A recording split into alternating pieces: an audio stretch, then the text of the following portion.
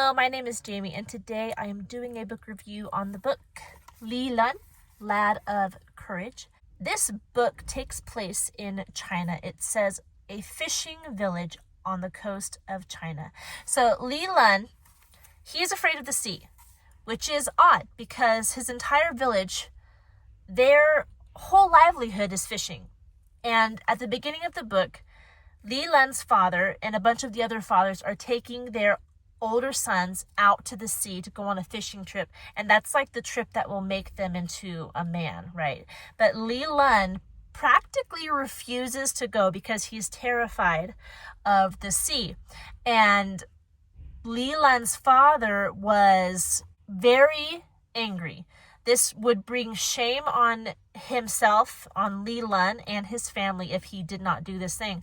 So his father gave him a challenge. He gave him 7 rice grains and said, you need to go grow rice on top of Laoshan or Laoshan. I don't know how they pronounce.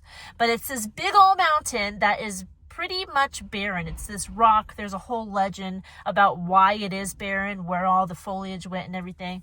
So pretty much his father gave him an impossible task because he wouldn't go on this fishing trip.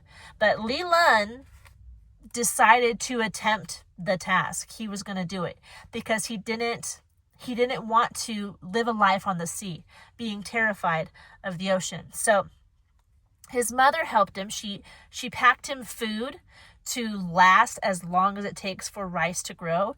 Li Lun went to the oldest man on the island, and this man mentored him on how to grow rice, and he got all the materials he would need, and he climbed to the top of this mountain, and he spent, I don't know, is it 4 months, I think, growing rice. I'm not going to tell you how it ended up, but the whole book is him on what I did tell you was the beginning of the book, how it started, but the whole book is what he does on the mountain, how he fares if he does get rice to grow, the troubles that he faces on how to protect the rice, and of course the conclusion of his efforts. It's told very well, and it's not difficult to understand. If you want just a little how-to on how to grow rice, it was pretty detailed on what he did and the challenges he faced and what rice needs in order to grow. On reading this book, you get a little bit of that information, but you also get a look into Chinese culture. I'm not sure what year this was supposed to take place in, but I love the way that he talks about his father. Even though he disagreed with his father, even though his father was angry with him, he still addressed his father as most honorable father. And whenever he talked to his mother, it was most beautiful mother. There was just extreme respect there for the elders.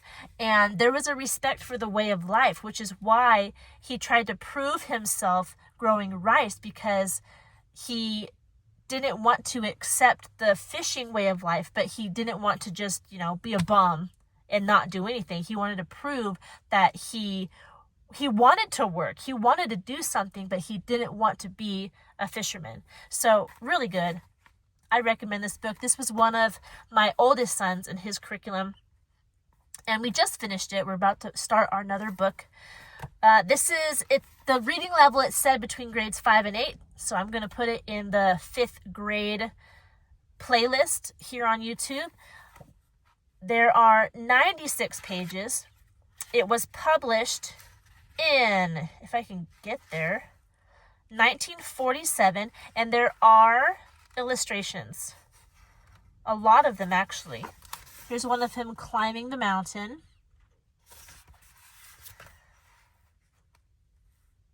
There's little ones here and there on the pages. Not all of them are full page illustrations. There's just little ones also.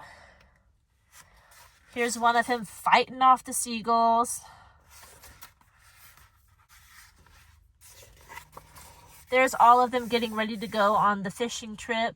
So I do like these illustrations.